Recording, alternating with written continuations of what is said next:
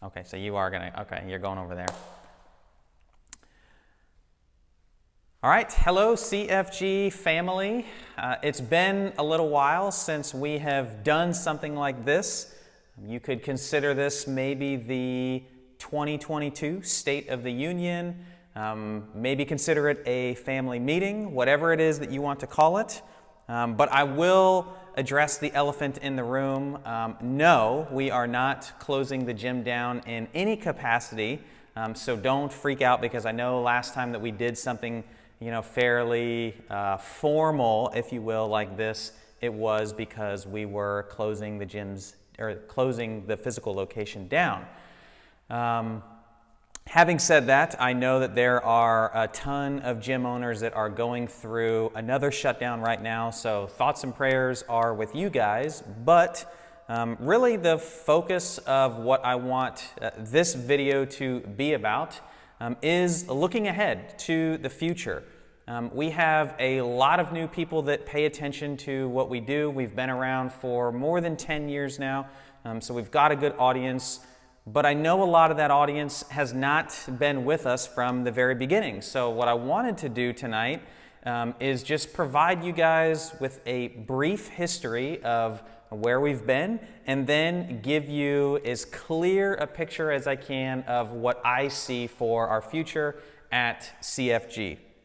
So I want to take you guys back to the way that things started. So my wife, who is actually in the building right now, she's off camera, maybe making faces at me, but my wife and I, back in 2011, I was working in a completely different industry, had a corporate job, and I approached her saying that I wanted to open my own gym. And she gave me the look that probably all intelligent wives give their husbands that want to just set their careers on fire and do something brand new. She gave me that look. And guys that are married, you know that look. And wives who have husbands like me, you know that look as well. And she knew kind of what it entailed. I had already been coaching for a while, not with my own company, but with others for a bit. She knew what it entailed being in the public eye and public speaking in particular. And she said, "You are crazy. You are terrified of public speaking." But at that point, you just could not stop me. And she was incredibly supportive. I kind of gave her what my plan was. We prayed about it. And we decided in 2011 that we were going to open the gym.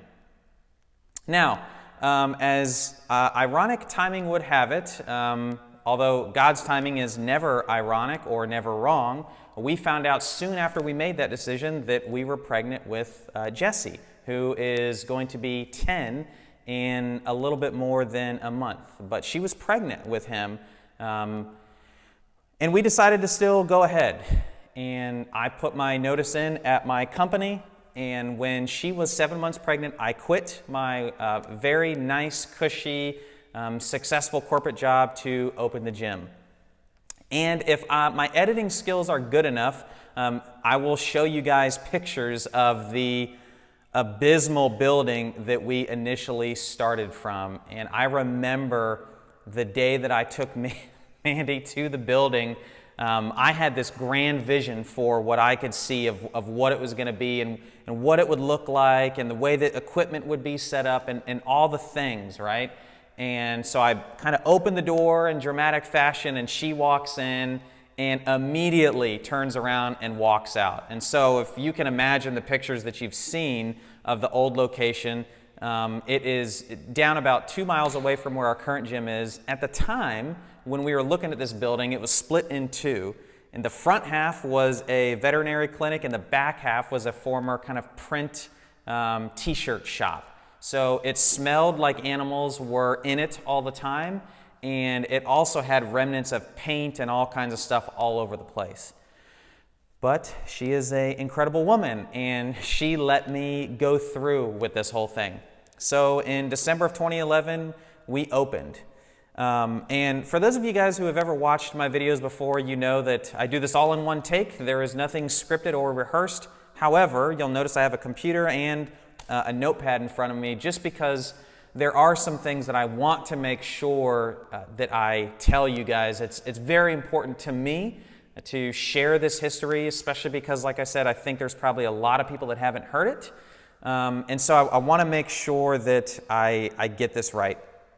So imagine, if you will, 11 years ago, leaving the corporate job, opening the gym, wife is 7 months pregnant.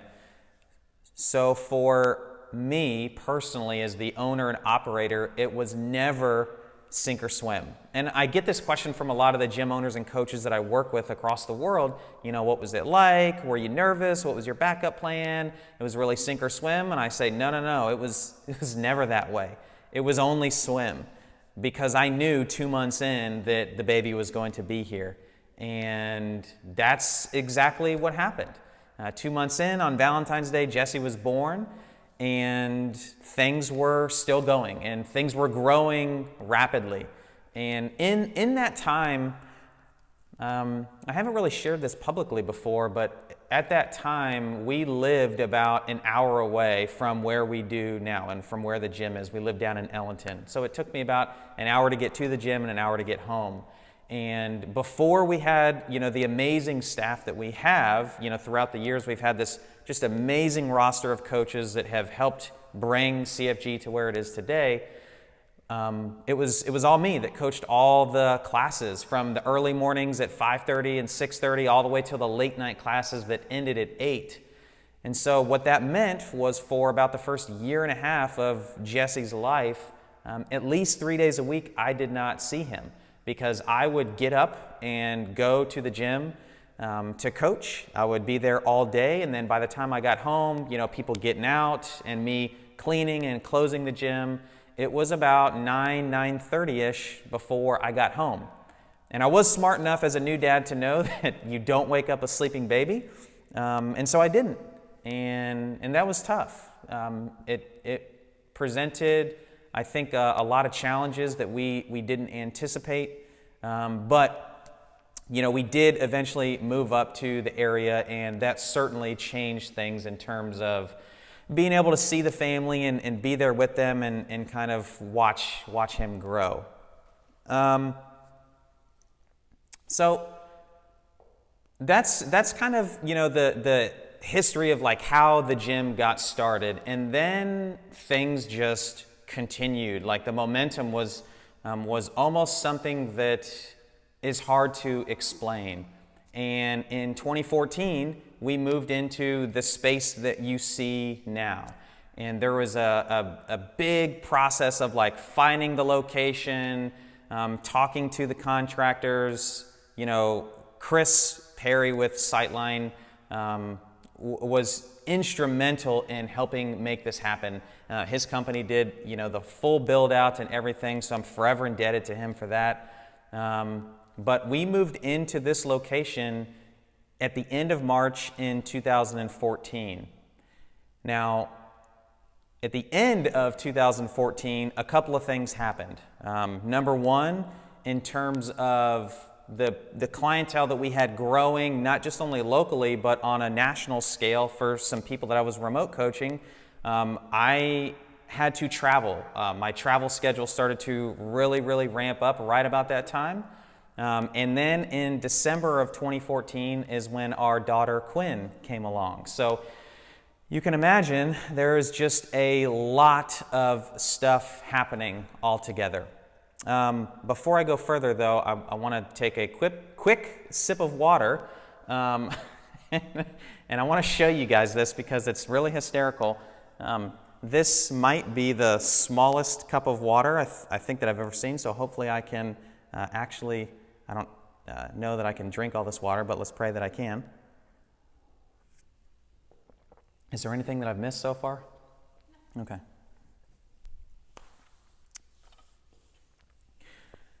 All right, so 2014, we move into this location. A lot of stuff was happening. One thing that I failed to share is that when we originally opened, we opened with like next to nothing. We had 6 barbells, we had 5 boxes, 5 kettlebells, 5 wall balls, and a couple of ab mats. And we didn't even have rowers. Now, when we moved in here, we got a whole host of new equipment and everything. So things really just took off. And one of the things that I realized as a leader that I had never ever shared really much with anybody, maybe outside of the staff here at the gym, and maybe some members just in passing, but never really formalized, was the vision that I had for the gym. The mission is something that I was always very clear on from the get-go, is I wanted this to be a place where people could improve their everyday lives outside of the gym by improving their health and fitness. There was no other agenda. There wasn't, I wanted to open a gym to deliver CrossFit to the world, or there was never a purpose to deliver any specific thing or to get people better at being better in the gym. It was always rooted in, is what we're doing in here improving your life outside of here? But I really didn't have the clearest vision, other than I imagined in my head that we would have what I called like the one-stop shop for all things health and fitness. And you guys, over the years, if you've paid attention, you've seen this kind of play out a little bit. You know, we have a partner in Exos Physical Therapy and Sports Medicine that is a part of the gym now, because I never wanted, as an owner and a coach, to have to send somebody off if they needed something else to do with health and fitness. I wanted to kind of keep them in the bubble, but I've never been great at sharing vision. And I'll never forget, years ago at our church that we've attended for, 12, 13, 14 years. We can never agree on the timeline of how long we've been going to Bayside Community Church, but the lead pastor there, Pastor Randy Bizet, at the beginning of every year, he shares his vision message. And one of the key scriptures that has stood out to me for years now, but I just never really got punched like I should have with it, is this verse from Proverbs that I have pulled up here. It's Proverbs chapter 29, verse 18, where there is no vision, the people perish. And so that's kind of the journey that I now want to take you guys on, is just kind of sharing, the process of how things have evolved in the way that we operate here at CFG, and how things are going to continue to evolve. So if I was to turn around, I'm not going to do that right now because I think it would honestly be a little awkward, but if I was to turn around, you would see the word coach along the top of my shoulders, and then underneath that, what I believe are the three most critical pieces to be a successful coach. Number one, I think you need to be patient. Number two, I think that you need to be consistent.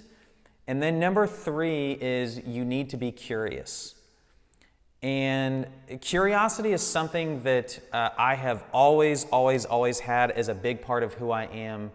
And the way that kind of lives itself out in my life is that I am always continuing to learn as much as I can, to teach back what I'm learning, and to continually observe. And in the 20 years now, holy cow, that's a long time. I just kind of recognize that as I said it, 2 decades. In the 20 years now that I've been coaching in health and fitness, I've seen a lot of things, kind of come and go, and it's really kind of cyclical in nature. But I've also been blessed to work with gym owners and coaches all across the world. So I not only get the unique perspective of what we've done here at CFG for 10 years, but also what I've seen hundreds of gym owners and their coaches and the clients that they can impact for many years now. And what that has kind of led me through, a process of, is expanding the coaching that we do actually implement here at CFG.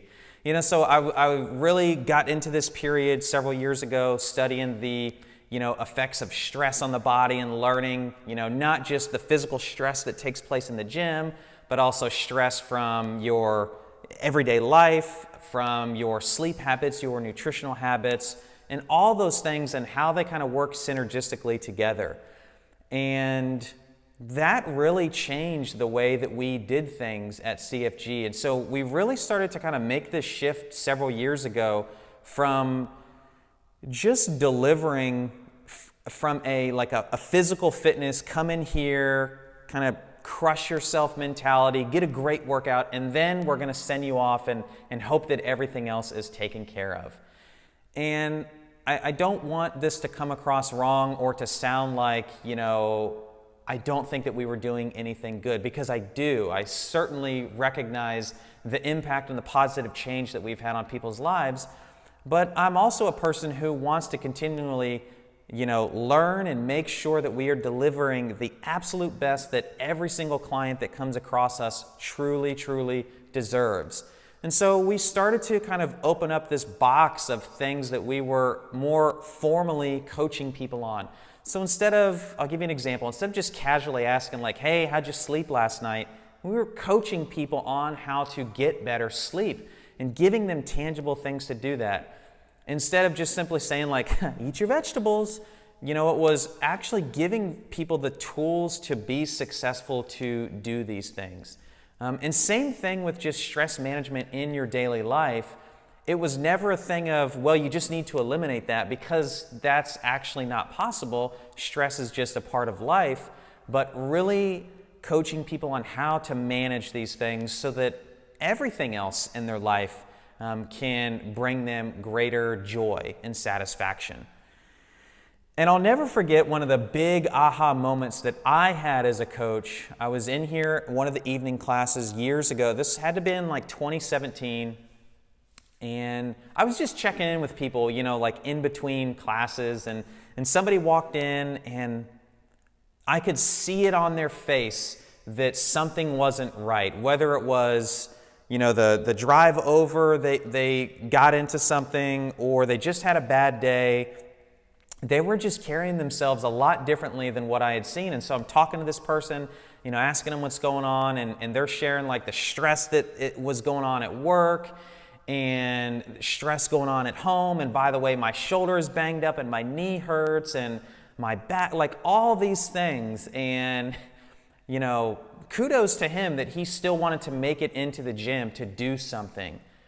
But the interaction that took place next really kind of led me down this path to leading us to where we are now. I said, you know what? He was asking me, how should I modify this workout or scale it appropriately? I still want to do this, and I think I can do that. And I said, I honestly think the best thing that you can do is go take a walk for 30 minutes. If you can tolerate it 45 or 60 minutes. That's honestly what I think you should do. And he looked dead at me and said, but that's not CrossFit.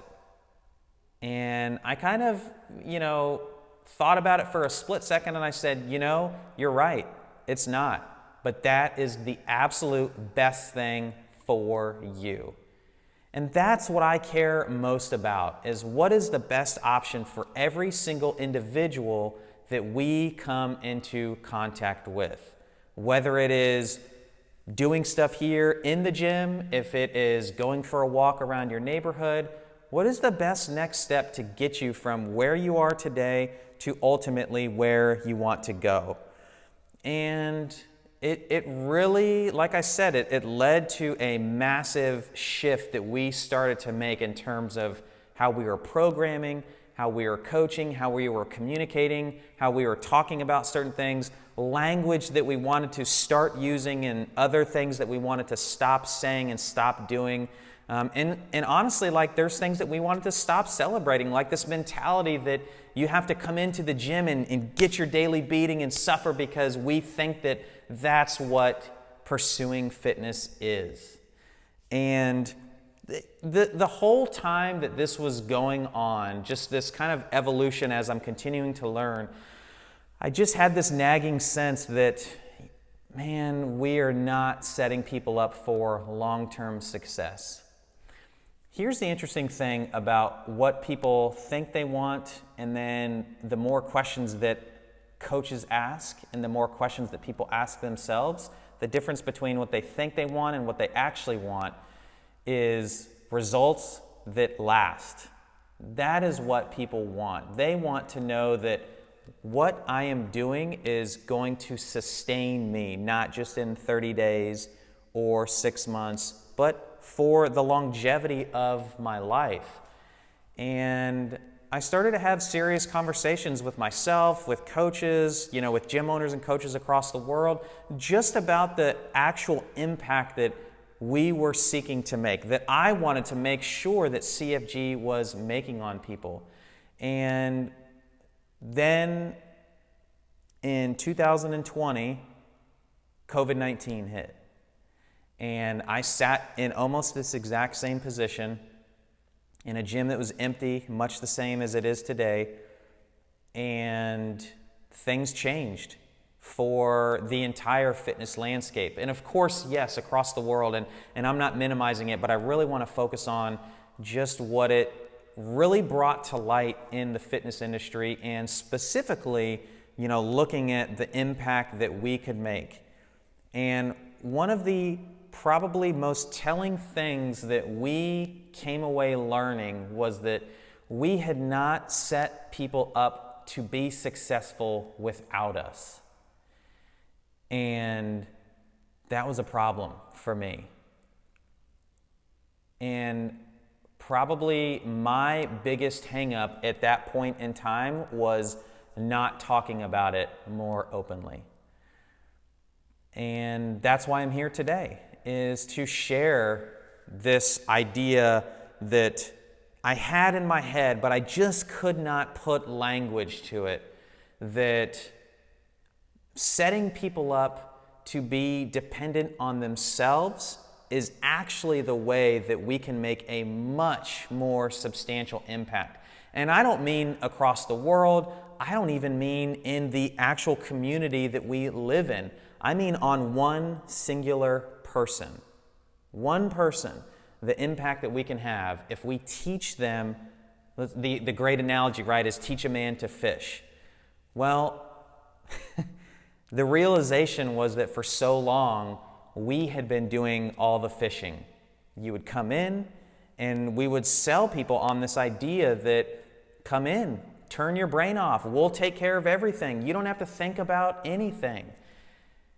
And the more that I sat, especially during 2020, and reconciled with that, the more that I just did not sleep good at night knowing what it was that we were actually doing from an impact standpoint. And that brings us to why we are here today. So my lovely wife just checked the camera, and if you've been paying attention this long, we're 23 minutes in. So thank you for those of you guys that have made it this far. I would love to tell you that my goal is to keep it under 30. But I honestly thought when I started talking I might be here for 60 minutes. And if you know me well enough, you know that I could certainly talk for 60 minutes. But that's certainly not the goal. One thing that I did want to make sure that I've really drilled in here is this idea that I do not want to create a dependent relationship between coach and client. I think that the fitness industry is messed up. And if you just step back and be objective in the marketing that you are fed about accountability, and you need to go to this place to have somebody tell you exactly what to do, that's not setting you up for long-term success. As long as the accountability is couched in, I'm going to teach you how to navigate this thing on your own, that's a different story. But unfortunately, 99.9% of messages and the way that it is done in the market is not that. So I realize the gravity of kind of what I am saying here, but I really just want to be extremely transparent with you. I've got a unique lens on the fitness landscape, and trust me, it's even been like deeply troubling to me to kind of look back and say, how could we have done this person better, or that person better, or that person, or that family, or had a greater impact? And I'm not somebody who looks back and gets nostalgic over the old days or wishes that things could be how they were. I know that I'm unique in my acceptance and kind of the attitude that I have that looks forward to change. But today, CFG does look very, very different. In fact, I think one of the photos that either I already had come across your screen or I will have come across your screen shows equipment along the back wall there. Well, now that equipment is actually behind the camera, and we've kind of divided the gym in half to give, the groups of people that we have in here the space that they deserve. But I also recognize that a lot of people are not good with change, and that is absolutely okay. I completely get it. So what does that mean for the future? So tonight, what I want to talk about is the vision and the mission that I have, that I see CFG moving from 2022 on and working towards. But I want to share first what the difference between a vision and a mission is. A vision is something where if you close your eyes, you can imagine it interacting with it in the future. For instance, I can never remember if it's Apple or Macintosh, but one of those tech companies has a vision to have a computer on every desktop in the world. Now, the interesting thing about, did I say their vision? Yeah, I think I said their vision. Anyways, that's their vision. The interesting thing about visions is they're usually so audacious that it seems unachievable.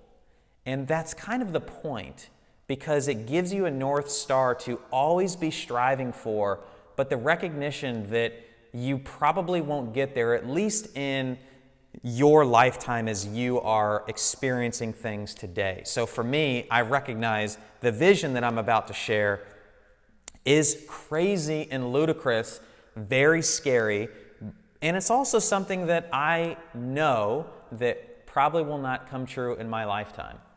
So what's the vision that I see for CFG? I see a world where health and fitness professionals are no longer necessary. I'll say it again and let it sink in. My vision is a world where health and fitness professionals are no longer necessary. So in full transparency, when I've shared this with our staff here, and when I've shared it with other coaches and owners, there's a look of fear that comes across their face, because what they recognize is I'm challenging their profession, the way that they make their livelihood. And I'm 100% okay with that, because what that means is that people don't need to be taught the basics that you should sleep good every night, that you should eat good food a few times a day, and eat just enough to support the physical function that you perform on a daily basis. That you should move every single day, and not in the formal, structured sense of you have to go to a gym, but just get out and enjoy nature. Go for a walk every day and get some sunshine. And then finally, be proactive with how you manage your stress. If you could do those things, those 4 pillars right there, what we call sleep, eat, move, and manage, the SEM model, if you can do that, you don't need me. You don't need the personal trainer down the road. You don't need the coach across the world. All the basics, if you can do those, your life will improve an infinite amount. And you don't need me ever again. And that scares people that are in my profession, because I'm essentially trying to work us out of a job. But I'm okay with that. So if the vision is something crazy like that, what's a mission? So a mission statement, or somebody's mission, is how you see yourself getting to the vision. How can you make that vision come true? So my mission, our mission at CFG, is to teach people how to thrive in life by taking ownership of their health and fitness. I'm a big believer in words and the way that you use language to communicate things, so I'm very careful with the words that I pick and the structure that I use them in. And that's why the very first word of that mission is teach. That's the fuel that has driven CFG, to this point. It's the passion that we have, that I have specifically, to teach people, to help them learn. I want to help you learn how to own your health and fitness so you don't need me or anybody else to tell you how to navigate this thing, so that you can recognize when something like intermittent fasting comes back around in another 10 years and people see it as like the next great thing. You can say, well, wait a minute, I remember that coming back around and I know how to navigate that. And I'm not saying that it's good, bad, or indifferent. I'm just giving you an example of what it might look like to actually own your health and fitness for you. So here's an interesting thought experiment. If you're kind of wrestling in your brain with, oh my gosh, what am I going to do if I don't have a coach, to tell me how many reps? What am I going to do if I don't have a coach to tell me if this is a good meal for me or not? What am I going to do, if gyms close again? So here's a thought experiment. We kind of tested it a little bit in theory back in 2020. What if gyms overnight ceased to exist? If they all disappeared, would you know what to do? And if the answer is no, then I'm not okay with that. And that is what drives me to want to pursue this vision. If the answer is no, do you think that you could figure it out? Or do you know somebody personally in your immediate charge that could help you out? That's really the definition of impact that I'm looking for. I want to teach you how to take care of yourself so that you can look around the people in your household and help them take care of themselves. If the health and fitness industry is really, really serious about changing positively health and fitness around the world, it's got to start with one person.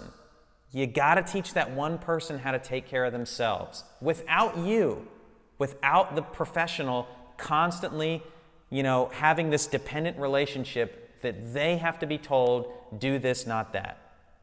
Because then that one person can leave. I know that's scary, but that person can leave, go to their house, and teach their children, teach their husband or their wife or their cousins, their brothers, their uncles, their aunts, their grandparents, their grandchildren how to take care of themselves. And then the ripples start to spread. That is true impact. That is what we're working for. So I want to leave you with one word. Partly, I hope that I'm getting this out earlier than my pastor does. So I told you my pastor shares a vision message every year at the beginning of the year.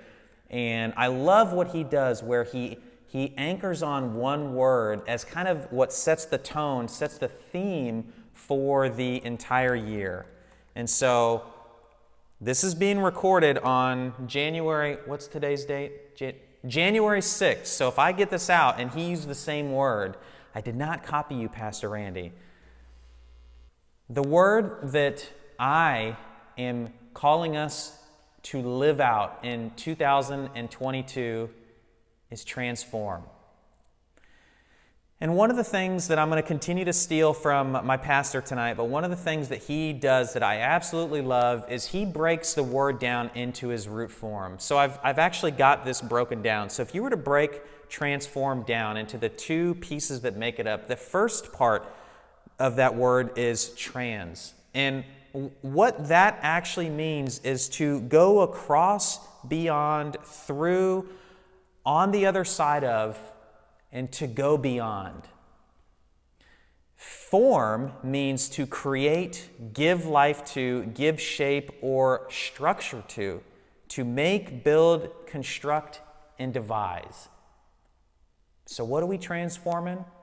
We're transforming the way that we think about this pursuit of health and wellness. We're thinking about the way that we can navigate the basics and actually take ownership of the way that we live our lives in our health and fitness. Ultimately, what are we transforming? We're transforming our lives, because when we do that, we can have an impact that lasts in all eternity. So that's my word for 2022. That's our mission. That's the vision that we have for CFG. If you guys have any questions about what this looks like in practice, if you're wondering, please reach out to me and ask. But essentially, if you think about that word teach that I shared, what that means is we're going to continue to resource you individually and as many people from as many platforms as we can to make sure that you can take ownership of your health and fitness. Because ultimately, that's how we transform. God bless and good night.